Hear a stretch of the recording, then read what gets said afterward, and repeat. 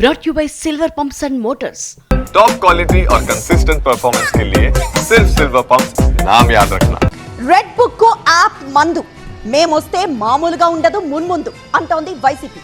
వచ్చేసింది మా యాప్, 3 ఏళ్ల తర్వాత కూటమి నేతలకు ఇస్తాం షాక్ అంటున్నారు వైసీపీ అధినేత వైఎస్ జగన్.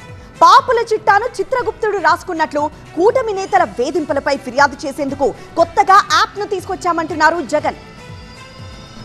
వైసీపీ పీఏసీ సమావేశంలో కీలక నిర్ణయం తీసుకున్నారు వైఎస్ జగన్. కూటమి వేధింపులకు గురవుతున్న వైసీపీ కార్యకర్తలకు అండగా ఉండేందుకు కొత్తగా యాప్ ను తీసుకొచ్చామన్నారు ఆ పార్టీ అధినేత. ఒక యాప్ రిలీజ్ చేయబోతున్నాం. రాష్ట్రంలో ఎక్కడైనా కానీ ఎవరికైనా కానీ ఏ అధికారితో అయినా కానీ హరాస్మెంట్కి ఎవడైనా లోన్ అయితే ఆ యాప్ లేకపోయి యాప్ అడిగే క్వశ్చన్, నీకు ఏ రకంగా అన్యాయం జరిగింది అని, ఫలాని అధికారి నన్ను ఫలాని రకంగా ఫలాని వాడి ఇన్ఫ్లుయెన్స్లో నన్ను అన్యాయంగా నా మీద కేసు పెట్టి నన్ను చిత్రహింస పెట్టినాడు అని చెప్పి ఎవడైనా కూడా యాప్ ద్వారా ఆ అధికారి పేరు దగ్గర నుంచి ఆయనకు జరిగిన ఏ పరిస్థితుల్లో ఆయన ఏ రకంగా ఇబ్బంది పడ్డాడు అనేది ఆయన చెప్పచ్చు. ఉద్దేశపూర్వకంగా వైసీపీ నేతలపై పెట్టే తప్పుడు కేసులకు మూల్యం చెల్లించుకోక తప్పదని హెచ్చరించారు జగన్. రేపొద్దున మనం ముఖ్యమంత్రి అయిన తర్వాత ఆ డిజిటల్ లైబ్రరీ మనం ఓపెన్ చేస్తాం.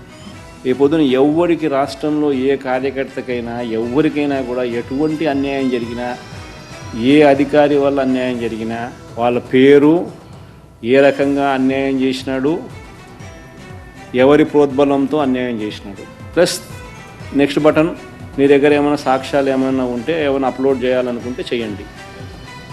వీడియోలు కానీ నీకు ఇంకా వేరే సాక్ష్యాలు కానీ ఏమైనా ఉంటే మీ దగ్గర ఉంటే మీరు చేయండి. సో అవి కూడా ఒక అవకాశం. చంద్రబాబు విషయంలో ప్రజలు ఇప్పటికే ఓ క్లారిటీకి వచ్చారన్నారు వైసీపీ చీఫ్. చంద్రబాబు నాయుడు చేసిన మోసం అనేది క్లియర్ కట్గా కనిపిస్తూ ఉంది.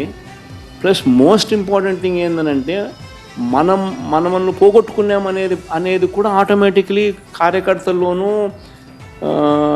శ్రేయోభిలాషుల్లోనూ ప్రతి గ్రామ స్థాయిలోనూ కూడా అది విపరీతంగా కనిపిస్తుంది.